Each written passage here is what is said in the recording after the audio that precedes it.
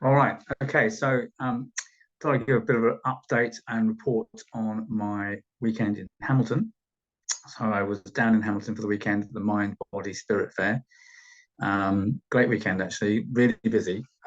Lots of really good hand readings that came my way over the weekend. I just thought I'd give you a bit of a report on what I encountered, and it was quite an interesting, diverse range of hand readings. There was 13 women and one man, which is not unusual to be mainly reading the hands mainly of women. And of that, distinctively skin textures, there were 6 air skin textures, 4 fire skin textures, and 2 water skin textures. There was one hand I didn't get the skin texture of. That's oh no, there's one earth skin texture in there as well somewhere. Where did I get that one? Yeah, that's actually important. There's one earth skin texture. That was the man. You don't get Erskine Texas very often coming for a hand reading, and he was obviously quite a skeptical person. But he was also interesting. He had a loop of mystery, and he had an incredibly long airline, almost a Sydney line. It was one of those readings where it's quite difficult to get him to shut up to actually listen to what I'm saying because he's got so much he wants to say himself. And it was definitely a reading where I got the sense like he was just coming to check me out and see if I had any real knowledge about anything, rather than a kind of willing participant in his own self-discovery. I'm okay with that. Sometimes you get that with hand readings. But the most interesting thing was his loop of mystery. And, he had a very strong interest in all kinds of esoteric and occult subjects.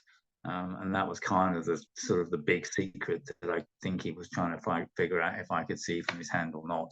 And of course, with the loop of mystery, it was actually pretty obvious. He wasn't the only person with a loop of mystery. There was another woman with a loop of mystery as well, and she was also really interesting because she had a water hand shape, very, very, very pointy fingers, and she was an anaesthetist. So the air skin texture there, 8 loops, 2 whirls in the usual distribution on the fingers, 2 loops of seriousness. So basically someone who's kind of very career-minded, very conventional, but at the same time has ended up in a career that's completely at odds with the innate sensitivity that she has. And she has a very strong awareness of her psychic forces and psychic abilities, as you'd expect from somebody with such pointy fingertips. I mean, they're so rare, pointy fingertips. I hardly ever see them at all. And they're not the most common indicator of people with psychic or intuitive abilities.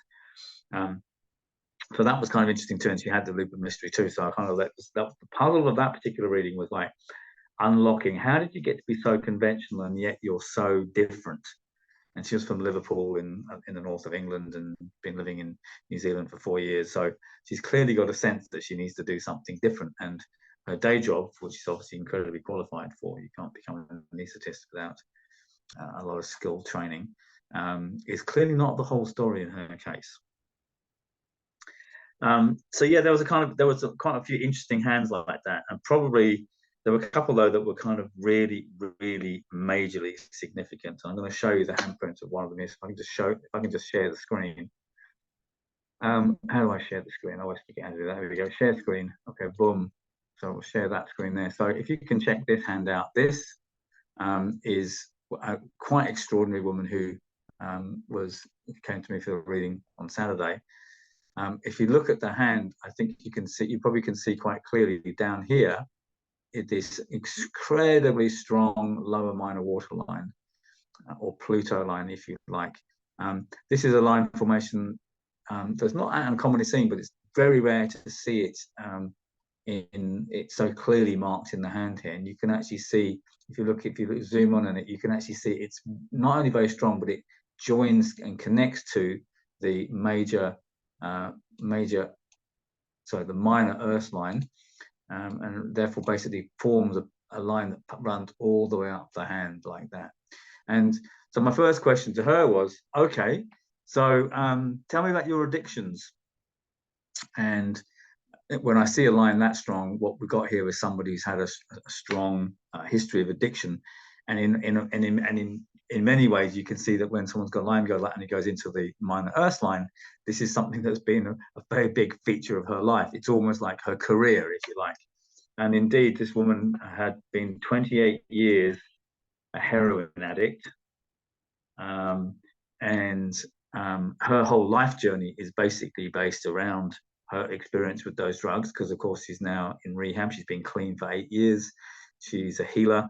She's done a lot of drug counseling work, and so in many ways it can be said that her addictive drug-induced behavior has in fact informed her entire career. I mean, I saw that, and it was the first thing I said to her. Like, it's completely apparent that that's an overpowering and significant feature of the hand. And must be noted when you see that, and you don't see them particularly often, not as clearly formed as that. And I think the other thing that's worth noticing about her hand, if you zoom out again, you can see she's got a really, really strong hand, very strong earth quadrant, strong fire zone, and it does not look like the hand of someone who's had 28 years of heroin abuse. It's like she could give keys. So there's a kind of in her hand, despite the fact of her extended period of drug abuse. So that was an incredibly interesting hand to do, and she was kind of blown away that I could actually detect that straight away from her hand. And obviously that became the focus of the conversation that we had. Not everybody was that outrageous. There was one of the water-skinned people. She was a hairdresser. That could be expected. Air skin texture on an accountant. The anaesthetist also had an air skin texture. In fact, I had a tenancy manager with air skin texture, an office manager with air skin texture, and a teacher's aide and librarian with air skin texture. So all very typical air skin texture types of jobs that you'd expect to see in people with air skin texture. Quite a few fire skin textures as well. The fire skin textures are also interesting because the fire skin textures had a sort of different disposition in that respect. You had one who was a musician and a performer. We had another fire skin texture. The aforementioned heroin addict had fire skin texture, clearly likes a bit of excitement in her life, intensity in her life. And where are the other two? A school administrator, office administrator, and yoga teacher had fire skin texture. A very efficient and well organized person working in a kind of office capacity. And also, what was the fourth one? There was one more. Oh yeah, and then there was another woman who was a healer.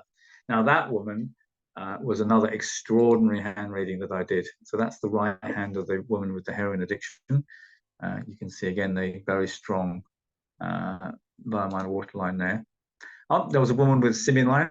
Don't often see that kind of formation, Simian Line. You can almost argue that's a water dominant Simian Line. She readily confessed to having OCD tendencies and annoying everybody because she was so particular about everything. But she also worked twice as hard or 4 times as hard as everybody else, and was kind of aware of the fact that she had much more energy than other people. Let me just go and find the other one I want to talk to you about. This hand here. Maybe this is a better one to look at.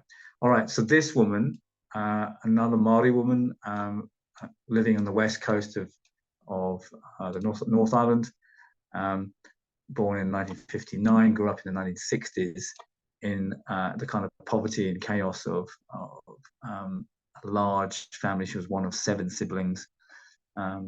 She has 5 double loop fingerprint patterns, 4 on the passive hand and 1 on the active hand.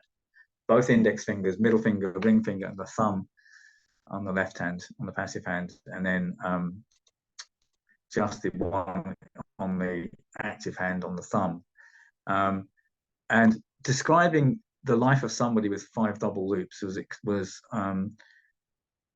I mean, I've never seen a hand with 5 double loops, but the chaos and the mess and the confusion and the kind of like the lack of support that you can see in her family life from separated air and earth lines as well, basically shows what a sort of difficult upbringing that she had. She had an accident when she was a kid, and actually lost. She got her finger cut off with a bandsaw when she was about 8 or 9. But she said also that she was one of 7 siblings, and when she was 5 years of age, her parents told her to look after all the little kids, and so she basically had to mother and bring up her siblings from the age of 5. So this is a woman who wasn't supported in her life, but also experienced her life as one was full of turmoil and confusion and uncertainty. And I mean, she was absolutely blown away by the kind of interactive description of her life experience that I could see from her hand. So that was an extremely potent hand reading to do with somebody. So yeah, so that's kind of about it in terms of what I encountered over the weekend. You know, there's always a mixture of people who come for readings. Sometimes it's just people seek just curiosity, and sometimes it's really quite a transformational experience. So I hope you found that interesting, and I'll tell you some more on another day.